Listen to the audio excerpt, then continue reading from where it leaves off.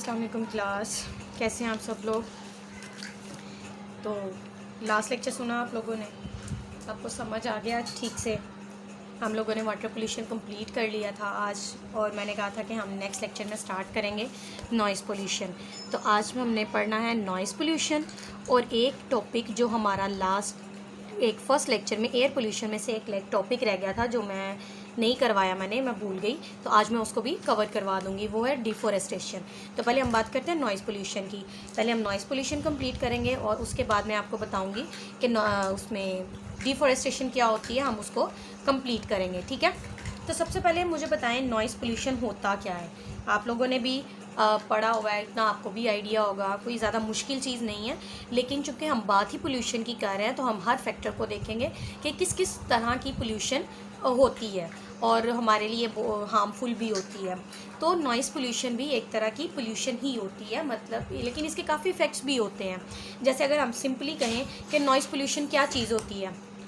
Noise pollution मतलब अगर एक सिंपल से भी अगर आप एग्ज़ाम्पल लें, हम अगर बात करते हैं, अगर हमारा साउंड लेवल नॉर्मल हो तो वो हमें इरिटेट नहीं करता, ठीक है। लेकिन हमारा साउंड लेवल अगर बहुत ज़्यादा हो जाए, अगर साउंड का लेवल नॉर्मल हो तो वो बियरेबल होता है, लेकिन अगर साउंड का लेवल भी इंक्रीज़ कर जाए तो आपको वो इरिटेट करता है, ठीक है। तो जैसे ट्रैफिक की आवाज़ ले लो, अगर आप ट्रैफिक की आवाज़ एक हद तक आप बर्दाश्त करते हो, लेकिन अगर बहुत ज़्यादा हो जाए तो आपको शदीद इरिटेट करता है। इरिटेशन इस तरह से होती है कि स्ट्रेस होने लगता है, आपकी हार्ट बीट तेज़ होने लगती है। तो ये इसके साइड इफ़ेक्ट्स होते हैं। अगर म्यूज़िक आप सुन रहे हो नॉर्मल वॉल्यूम पे अगर आप सुनते हो तो वो आपको अच्छा लगता है, सुकून मिलता है। लेकिन अगर वो उसका वॉल्यूम आप बढ़ाते जाओ इतना कि आपको इरिटेट करना शुरू हो जाए, तो वो आपके एयर ड्रम्स को डैमेज कर देता है, ठीक है। आपकी जो लिसनिंग पावर होती है उसको डैमेज करता है। तो ये भी एक पोल्यूशन ही होती है। तो अगर हम इसे सिंपली डिफ़ाइन करें कि नॉइज़ पोल्यूशन क्या होती है, तो नॉइज़ पोल्यूशन को हम सिंपली इस तरह से कह सकते हैं कि नॉइज़ पोल्यूशन क्या होती है। नॉइज़ पोल्यूशन, सॉरी साथ साथ लिखना भी है, noise pollution is undesired high level of sound. High level of sound मतलब साउंड का लेवल जब एक लिमिट से क्रॉस कर जाए तो वो एक पोल्यूशन क्रिएट करता है, क्योंकि आपके लिए वो लेवल बेरेबल नहीं होता है, ठीक है। आपने शायद मैट्रिक में फिज़िक्स में पढ़ा भी था एक साउंड वाला चैप्टर, जिसमें आप बात करते थे, थोड़ा सा मैं रिमाइंड करवाती हूँ। उसमें आप लोगों ने पढ़ा था कि एक पिच होती है। पिच कहते हैं कि आवाज़ कितनी बारीक है। जैसे अगर बच्चों की बात की जाए तो बच्चों की जो साउंड पिच होती है ना, वो बड़ों से बहुत ज़्यादा होती है, उनकी आवाज़ बहुत तीखी होती है। जैसे हम बाज़ दफ़ा कहते हैं कि बच्चा अगर रो रहा हो तो उसका रोना सर में लगता है, क्योंकि उसकी पिच बहुत हाई होती है। तो हाई पिच मतलब उसकी आवाज़ इतनी तीखी होती है कि आपको इरिटेट करती है, ठीक है। तो इसी तरह जो बड़े होते हैं उनकी पिच ज़रा कम होती है। लेकिन अगर बड़ों में भी आप कंपैरिजन करो मेल और फीमेल का, तो फीमेल की आवाज़ की जो पिच होती है ना वो ज़्यादा होती है। जो मेल होते हैं उनकी आवाज़ भारी होती है, उनकी पिच बहुत लो होती है। तो ये डिफरेंट लेवल होते हैं। इसी तरह आपने एक पढ़ा था कि जो साउंड लेवल है वो एज ग्रुप में डिवाइड होता है। मसलन अगर बच्चों की बात की जाए तो बच्चों का जो साउंड लेवल जैसे कह लो, या उनको बेयर करने की कैपेबिलिटी जो होती है वो ज़्यादा होती है।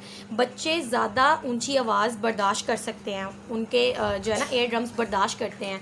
बड़ों में ये चीज़ थोड़ी कम हो जाती है, और बुज़ुर्गों में ये चीज़ टोटली कम हो जाती है कि वो लाउड जो है ना वॉल्यूम वो बेयर ही नहीं कर सकते हैं, उनके एयर ड्रम्स इस चीज़ को एक्सेप्ट ही नहीं करते हैं। तो ये ग्रुप वाइज अगर देखा जाए, एज ग्रुप वाइज, तो ये वेरी करती है कि पिच कितने लेवल की बर्दाश्त की जा सकती है। लेकिन यहाँ पे हम क्लासिफाई करेंगे कि कितनी रेंज की जो वॉल्यूम है वो बेरेबल होता है। तो अभी सिंपली नॉइज़ पोल्यूशन क्या हुआ। नॉइज़ पोल्यूशन एक undesired high level of sound होता है, जो कि पोल्यूशन अगर एक लेवल क्रॉस कर जाए तो वो पोल्यूशन क्रिएट करता है, ठीक है।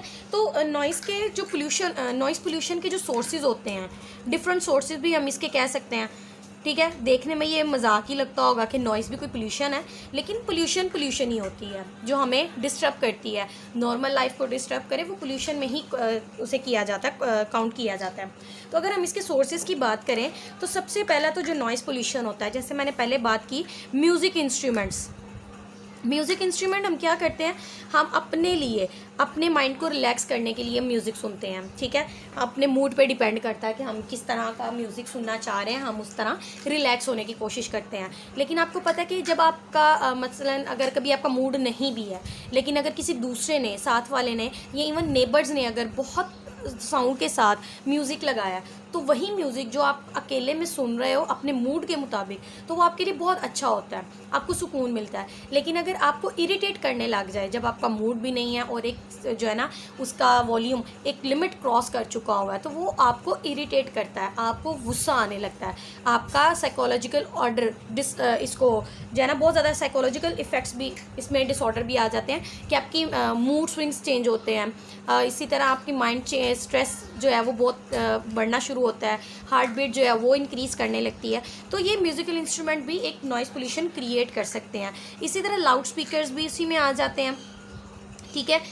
और इसके अलावा इंडस्ट्रीज़ भी बहुत जो है ना एक नॉइज़ पोल्यूशन का एक इफ़ेक्ट है। इंडस्ट्रीज़ में जैसे हैवी मशीनरीज़ वगैरह अगर चलती हैं, ठीक है, तो उनकी बाज़ जगह पे तो आपने नोट किया होगा कि काफ़ी जगहों पे ऐसा होता है कि इंडस्ट्रीज़ में जो मशीनरी अंदर चलती है उनकी आवाज़ इतनी शदीद होती है कि आप खुद बोलो तो आपको अपनी आवाज़ सुनाई नहीं देती है। इतनी शदीद उनकी होती है आवाज़ें कि आप अपनी ही आवाज़ को नहीं सुन पाते हो। तो वो जो एक हाई लेवल का एक नॉइस होता है वो आपके नर्वस सिस्टम को बहुत ज़्यादा डैमेज करता है, आपके एयर ड्रम्स को शदीद डैमेज करता है, ठीक है। तो इसी तरह इंडस्ट्रीज सबसे बड़ा जो है ना इसमें सोर्स होता है पोल्यूशन, नॉइस पोल्यूशन क्रिएट करने का। और इसके बाद आ जाती है ट्रैफिक। अगर ट्रैफिक का आपने नॉइस पोल्यूशन देखना है तो ट्रैफिक के बारे में अगर हम बात करें तो जो जैसे कुछ एरियाज़ ऐसे होते हैं, लेकिन गांव की अगर बात की जाए तो वहाँ पे ट्रैफिक पोल्यूशन बहुत कम होती है। ट्रैफिक की वजह से जो नॉइस पोल्यूशन है वो बहुत कम होती है। लेकिन अगर सिटीज़ की बात की जाए उनमें वहाँ पर ट्रैफिक की वजह से जो नॉइस पोल्यूशन होती है वो बहुत ज़्यादा होती है, तो इरिटेट आपको ज़रूर करती है। तो इसलिए हम इसे पोल्यूशन में काउंट करते हैं। तो ये इसके सोर्सेज हैं नॉइस पोल्यूशन के, ठीक है। इसके अलावा अगर आप देखो टीवी अगर आप देख रहे हो तो नॉर्मल साउंड पे अगर आप देखो तो आपको कुछ नहीं होता, लेकिन अगर उसकी भी आवाज़ एक लिमिट क्रॉस कर जाए तो वो भी उसमें भी आ जाती है, ठीक है। तो इसमें टीवी का साउंड भी आ सकता है, आप कह सकते हो। इलेक्ट्रिकल अप्लाइंसेस जैसे होती हैं वो भी आप इसमें काउंट कर सकते हो। या फिर इसमें सबसे ज़्यादा रेलवे जो ट्रेन होती है, अगर उन जो ट्रेन जहाँ से ट्रेन गुजरती है उस एरिया के पास जो करीब तरीन लोग होते हैं ना, उनको ये चीज़ पता होती है कि जब ट्रेन के गुजरने पे कितना जो है ना वो साउंड प्रोड्यूस होता है, इतना शदीद वो होता है कि इवन उनकी वहाँ पे जो जगह होती है उस जगह पे भी उस नॉइस की जैसे कह लो कि थरथराहट ही वो चीज़ तक महसूस होती है। एक तो नॉइज़ की पोल्यूशन भी होती है, दूसरा उनको और भी बहुत सारी प्रॉब्लम होती है। लेकिन अगर हम सिर्फ साउंड की बात करें तो वो इतनी शदीद होती है कि वहाँ के रहने वालों को उनकी, हम कहते हैं आहिस्ता आहिस्ता उन्हें आदत हो गई है। लेकिन एक्चुअली उन्हें आदत पता है कैसे होती है, हमारा एक लेवल एक मतलब फिक्स होता है कि हम इस रेंज से ज़्यादा की आवाज़ को बर्दाश्त नहीं कर सकते हैं।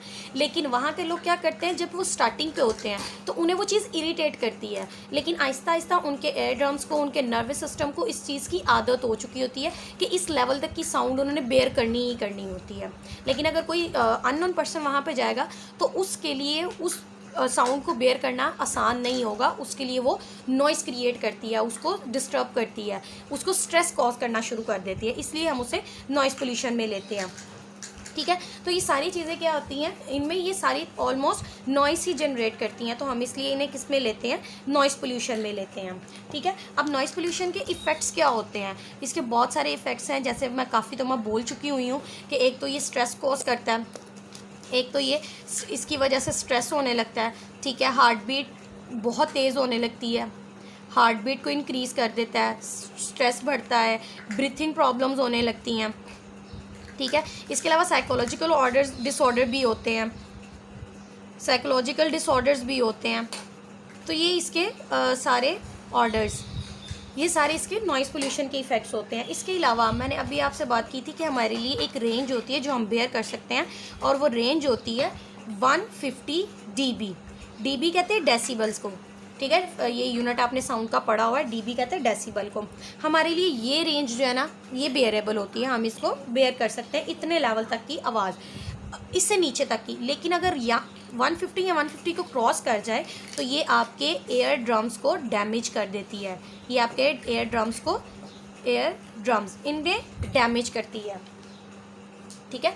150 तक ही हम बेयर कर सकते हैं, लेकिन 150 को क्रॉस कर जाए तो वो क्या करती है, आपके एयर ड्रम्स को डैमेज कर देती है, ठीक हो गया। तो ये इसके कुछ नॉइज़ पोल्यूशन के इफ़ेक्ट होते हैं, तो हमें नॉइज़ को रिड्यूस करना चाहिए। इसको ज़्यादा डिटेल से करने की ज़रूरत नहीं है, इतना काफ़ी है। लेकिन आप इसके कुछ और इफ़ेक्ट्स आप भी ढूंढना, और आपकी जो असाइनमेंट होगी इस टॉपिक से वो ये होगी कि आप नॉइज़ पोल्यूशन को रिड्यूस किस तरह से कर सकते हो, ये आपकी असाइनमेंट होगी, ठीक है। तो लास्ट पे एक नॉइज़ पोल्यूशन तो सिर्फ यहाँ तक है, और मैंने आपसे कहा था कि एक टॉपिक आपका रह गया था जो मैंने आपको करवाना था एयर पोल्यूशन में। पहले तो मुझे ये बता दें, हम थोड़ा सा ना लिख लेते हैं कि हमने किस किस तरह की पोल्यूशन पढ़ी है। हमने सबसे पहले पढ़ी थी एयर पोल्यूशन, और एयर पोल्यूशन में हमने क्या क्या पढ़ा था। एयर पोल्यूशन में मैंने आपको पढ़ाया था एसिड रेन पढ़ा दिया था, ठीक है। और उसके बाद मैंने आपको ओजोन डिप्लीशन पढ़ाई थी। ओजोन डिप्लीशन के बाद मैंने आपको ओजोन डिप्लीशन उसके बाद मैंने आपको ओजोन डिप्लीशन पढ़ाई थी, और इसके अलावा मैंने आपको एक करवाया था ग्लोबल वार्मिंग, ठीक है। और चौथी आपको पढ़ानी थी डिफॉरेस्टेशन, जो मैंने नहीं करवा सकी। डिफॉरेस्टेशन मेरे माइंड से स्किप हो गया, वो आज हम करते हैं। एयर पोल्यूशन के बाद हम लोगों ने पढ़ी वाटर पोल्यूशन, और वाटर पोल्यूशन को भी हमने काफ़ी डिटेल से देख लिया कि किस किस वजह से ये कॉज होती है। उसके बाद हमने तीसरी आज पढ़ ली नॉइज़ पोल्यूशन, ठीक है। इसके बाद हमने सॉइल की भी पोल्यूशन देखनी है, लेकिन वो अगले लेक्चर में देखेंगे। आज हम इसको आज हमारा जो टॉपिक रह गया था डिफॉरेस्टेशन, मैं उसे वाइंड अप करूँगी, ठीक है। तो डिफॉरेस्टेशन क्या होती है, चले यहाँ से स्टार्ट करते हैं। डिफॉरेस्टेशन, और मोस्टली आप बच्चों को डिफॉरेस्टेशन क्या होती है, आप में से सभी बच्चे ये बात जानते होंगे डिफॉरेस्टेशन हम किसे कहते हैं जी। तो आप डिफॉरेस्टेशन को कैसे डिफ़ाइन करोगे। डी, हमें ये पता है कि जहाँ पे भी डी का वर्ड लगा होता है हम उसे नेगेटिव सेंस में लेते हैं। तो डिफॉरेस्टेशन होता है जंगलात का कटाव, मतलब फॉरेस्ट को काटना, और उन्हें हम काटते क्यों हैं। हम डिफॉरेस्टेशन को पहले डिफ़ाइन करते हैं कि डिफॉरेस्टेशन होती क्या है। तो अगर हम डिफॉरेस्टेशन को डिफ़ाइन करना चाहें तो हम ये कह सकते हैं, ये क्या होती है, इट इज़ द कन्वर्जन। हम डिफॉरेस्टेशन क्या करते हैं, जो फॉरेस्टेड एरियाज़ होते हैं उन्हें कन्वर्ट कर देते हैं नॉन फॉरेस्टेड एरियाज़ में अपने पर्पज़ के लिए। या तो वो एग्रीकल्चर पर्पज़ हो सकता है, या वहाँ पे लिविंग पर्पज़ हो सकता है, या ग्रेजिंग पर्पजेज हो सकता है, कोई भी पर्पज़ हमारा हो सकता है। तो हम क्या करते हैं, कन्वर्जन कर देते हैं किसकी, फॉरेस्टेड एरिया की नॉन फॉरेस्टेड एरिया में। तो इसको हम कैसे डिफाइन कर सकते हैं, deforestation is the conversion of forest to an alternative permanent non-forested land use। अब वो यूज़ क्या हो सकता है, सच एज एग्रीकल्चर। अब वो एग्रीकल्चर भी हो सकता है, ठीक है, ग्रेजिंग हो सकता है, या फिर आप उसे अर्बन डेवलपमेंट कह सकते हो। जैसे देहात के लोग यहाँ पे आके जैसे रहते हैं, उनके रहने के लिए जगह कम पड़ती है, तो हम वहाँ पे क्या करते हैं, फिर फॉरेस्टेड एरिया को कन्वर्ट कर देते हैं डिफॉरेस्टेड एरिया में, ठीक है। तो ये सबसे ज़्यादा जो इसका कंसर्न होता है डिफॉरेस्टेशन का, वो इसका कंसर्न होता है डेवलपिंग कंट्रीज़ के साथ। अब ये क्या करते हैं, जाहिर है जब लोग माइग्रेट करके शहरों को की तरफ माइग्रेट करेंगे तो उनकी लिविंग जो है ना वो प्रॉब्लम आती है कि उनके लिए रहने की जगह कम पड़ती है। तो हमें रहने के लिए जगह चाहिए होती है उनको रहने के लिए, फिर उनके रहने के साथ साथ उनके खाने पीने का भी हमारी जो रिक्वायरमेंट्स होती हैं वो भी इकोनॉमिक लेवल पे वो भी इंक्रीज़ करना शुरू करती हैं। तो सबसे बाकी चीज़ें हम अगले टॉपिक से रिलेट करेंगे तब उनको डिस्कस करेंगे। अभी हम जस्ट डिफॉरेस्टेशन को देख रहे हैं कि डिफॉरेस्टेशन में हम क्या कर रहे हैं, फॉरेस्ट को ख़त्म कर रहे हैं। और फॉरेस्ट आपको पता है कि हमारे लिए सबसे बड़ा सोर्स होता है। मैंने आपको पहले भी ये करवाया था कि हम क्या करते हैं, प्लांट्स में प्लांट्स और लिविंग ऑर्गेनिज्म, जैसे कि हम ह्यूमन बीइंग्स हैं, लिविंग ऑर्गेनिज्म, हम लोगों में एक साइकिल होता है। वो साइकिल किस तरह से होता है? प्लांट्स जो हैं वो कार्बन डाइऑक्साइड ऑब्जॉर्व करते हैं और ऑक्सीजन लिबरेट करते हैं। उस ऑक्सीजन को हम यूज़ करते हैं और हम कार्बन डाइऑक्साइड लिबरेट करते हैं। ये कार्बन डाइऑक्साइड यूज़ करते हैं, ऑक्सीजन बनाते हैं। तो ये एक साइकिल चलता है कि हम क्या करते हैं, ऑक्सीजन, जितनी हम ऑक्सीजन यूज़ करें उतनी कार्बन डाइऑक्साइड भी रिलीज़ करें, और वो तमाम कार्बन डाइऑक्साइड प्लांट्स यूज़ करें और ऑक्सीजन प्रोड्यूस करें। हम लोग क्या करते हैं? डिफॉरेस्टेशन, प्लांट ऑक्सीजन प्रोड्यूस करते हैं, हम उसे यूज़ करते हैं, लेकिन हम जो कार्बन डाइऑक्साइड रिलीज़ करते हैं उनको यूज़ करते हैं प्लांट्स, और प्लांट्स को तो हम ख़त्म करते जा रहे हैं। तो प्लांट्स जब नहीं होंगे तो कार्बन डाइऑक्साइड यूज़ नहीं होगी, तो वो जब यूज़ नहीं होगी तो वो इन्वायरमेंट में एक्यूमुलेट हो जाएगी, जो एक्यूमुलेट होने के बाद क्या करती है, जो हमने पहले पढ़ा था ग्लोबल वार्मिंग, वो ग्लोबल वार्मिंग का फिनोमेना उसी वजह से आता है, कार्बन डाइऑक्साइड के बढ़ने की वजह से। तो डिफॉरेस्टेशन आपने डिफ़ाइन कर दिया कि क्या होती है, फॉरेस्ट को नॉन फॉरेस्ट लैंड में चेंज करना, ये हमारे पास कहलाती है डिफॉरेस्टेशन। तो डिफॉरेस्टेशन के कुछ कॉजेज़ होते हैं कि हम इसे कैसे करते हैं, जैसे मैंने डेफिनेशन में भी बता दिया। आगे अगर मैं सिर्फ जस्ट आपको वर्डिंग में बताऊंगी, क्योंकि इसमें समझाने वाली कोई चीज़ नहीं है, तो सिर्फ मैं पॉइंट्स के नाम लिखती जाऊँगी। इसके कॉजेज़ कौन कौन से हैं, इसके कॉजेज़, डिफॉरेस्टेशन के कॉजेज़ कौन कौन से हैं। सबसे पहला तो ये है जी, मैं साथ साथ लिखती हूँ, एक्सपेंशन ऑफ फार्मिंग लैंड। हम फार्मिंग लैंड इंक्रीज़ करने के लिए, ताकि क्रॉप की जो क्वांटिटी है या लार्ज अमाउंट में हम जो है ना फसलें पैदा करवा सकें, उनकी प्रोडक्शन के लिए हम ज़्यादा से ज़्यादा लैंड का यूज़ करते हैं। तो लैंड ज़्यादा से ज़्यादा यूज़ करने के लिए उस लैंड को हम क्या करते हैं, डिफॉरेस्ट करते हैं। वहाँ से सारे फॉरेस्ट को ख़त्म करके उसे हम अपने फार्मिंग पर्पसेस के लिए यूज़ करते हैं।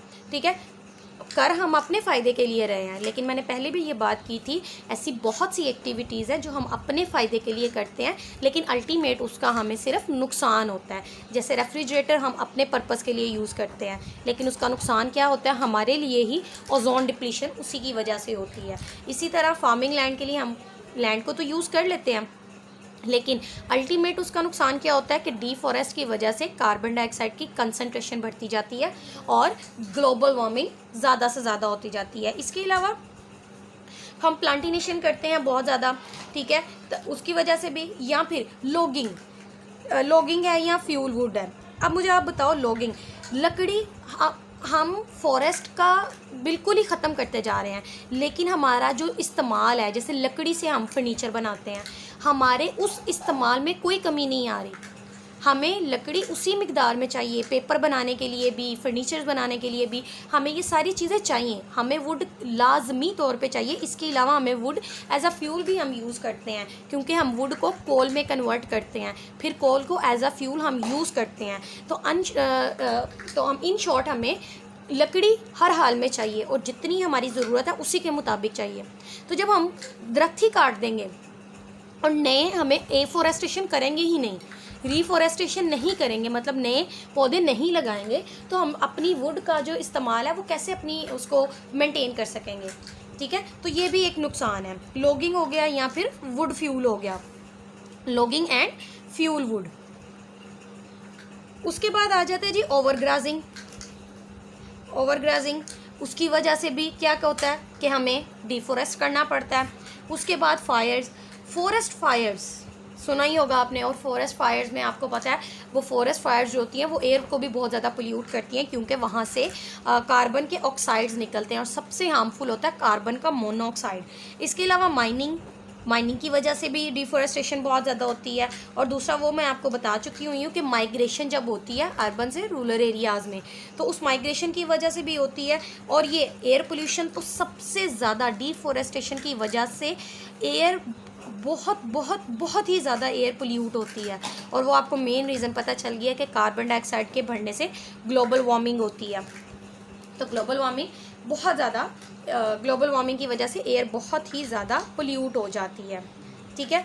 तो ये अल्टीमेट यही चीज़ें, जैसे डिफॉरेस्टेशन की अभी तो हम सिर्फ पोल्यूशन में बात कर रहे हैं, आगे चलकर अगले टॉपिक्स में हम देखेंगे भी कि इस डिफॉरेस्टेशन का पुवर्टी से क्या लेना देना है, उसको हम उससे भी रिलेट करेंगे और वहाँ से इसके मज़ीद इफ़ेक्ट्स भी हम निकालेंगे, ठीक है। तो अब हम बात करते हैं, ये तो हो गए कॉजेज़ के डिफॉरेस्टेशन हम करते क्यों हैं। अब हम देखते हैं इस डिफॉरेस्टेशन के जो है ना इफ़ेक्ट्स क्या होते हैं। इसके इफ़ेक्ट एक तो मैंने बता दिया, इसी में आ जाता है जी कि एयर को पोल्यूट कर देता है, और जैसे मैं अभी बता रही हूँ ग्लोबल वार्मिंग बहुत ज़्यादा होती है, मतलब हमारा क्लाइमेट चेंज हो जाता है, क्लाइमेटिक चेंजेस बहुत ज़्यादा हो जाती हैं, ठीक है। इसके अलावा हमारे जो वाटर के सोर्सेज हैं, चाहे वो सरफेस वाटर है या ग्राउंड वाटर है, बहुत ज़्यादा जो है ना वो पोल्यूट होते हैं। इसके अलावा सॉइल के जो रिसोर्सेज हैं, नेक्स्ट लेक्चर में हमने सॉइल पोल्यूशन पढ़नी है, वहाँ पे हम डिटेल से देखेंगे कि सॉइल किस तरह से उसकी फर्टिलिटी ख़त्म हो जाती है और किस तरह से वो पोल्यूट हो जाती है। इसके अलावा सबसे बड़ा जो इसका डिफॉरेस्टेशन का नुकसान है ना, इफ़ेक्ट होता है, वो होती है डिक्रीज्ड बायोडाइवर्सिटी। क्या होती है बायोडाइवर्सिटी? क्या होती है, हमने इकोलॉजी में पढ़ा था, हमने इकोलॉजी में ये बात की थी कि हर एक का अपना एक रहन सहन होता है, एक रहने की जगह होती है।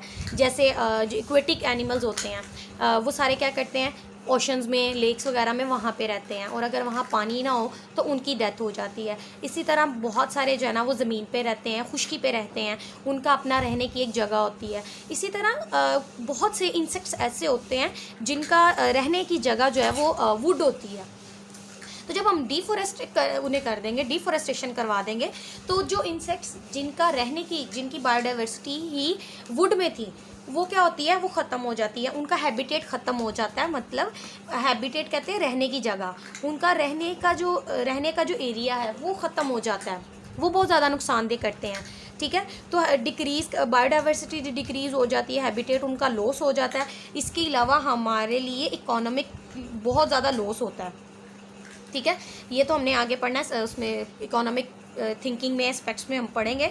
इकोनॉमिक भी हमारे लिए बहुत ज़्यादा लॉस होता है। इसके अलावा सोशल में भी होता है, वो भी हमने पढ़ना है। तो हमें चाहिए कि हम डिफॉरेस्टेशन कम से कम करें, डिफॉरेस्टेशन को ख़त्म करें, बल्कि हमें डिफॉरेस्टेशन की बजाय क्या करना चाहिए, हमें रीफॉरेस्टेशन करनी चाहिए। हमें जंगलात दोबारा से लगाने चाहिए ताकि हमारी ये जो सारे प्रॉब्लम्स हैं वो ख़त्म हो सकें, ठीक है। तो हमें इसकी स्ट्रेटजीज़ बनानी चाहिए ताकि पॉपुलेशन ग्रोथ को हम रिड्यूस करें, ताकि हमारी इकोनॉमिक लेवल ठीक हो सके, ठीक है। तो इस तरह की ये सारी चीज़ें हैं जिसको हम रिफॉरेस्टेशन से ख़त्म कर सकते हैं। तो नेक्स्ट टॉपिक, इस टॉपिक का जो असाइनमेंट होगी वो अभी नहीं बता रही, लेकिन जब असाइनमेंट देने की बारी आएगी तब मैं आपको बताऊंगी। तो यहाँ पे डिफॉरेस्टेशन के बारे में यही चीज़ें थी जो इंपॉर्टेंट थी और मैंने आपको बता दी। नेक्स्ट लेक्चर में हम इंशाल्लाह नेक्स्ट पोल्यूशन स्टार्ट करेंगे और वो है सॉइल पोल्यूशन। यहाँ तक आज का हमारा लेक्चर कंप्लीट हो गया, ठीक है। आज हमने सिर्फ 2 टॉपिक्स करने थे, एक हमारा था नॉइज़ पोल्यूशन का, वो हमने देख लिया, उसके सोर्सेज, उसके इफ़ेक्ट्स और वो किस तरह से डैमेज करती हैं, और इसको रिड्यूस करने के लिए क्या करना चाहिए वो हम असाइनमेंट में देखेंगे। उसके बाद डिफॉरेस्टेशन हमने देख लिया कि होती क्या है, उसके कॉजेज़ क्या हैं और उसके इफ़ेक्ट्स क्या होते हैं। यहाँ तक क्लियर है बच्चों? ओके, इंशाल्लाह अब नेक्स्ट लेक्चर में हम सॉइल स्टार्ट करेंगे, सॉइल पोल्यूशन। अल्लाह हाफ़िज़।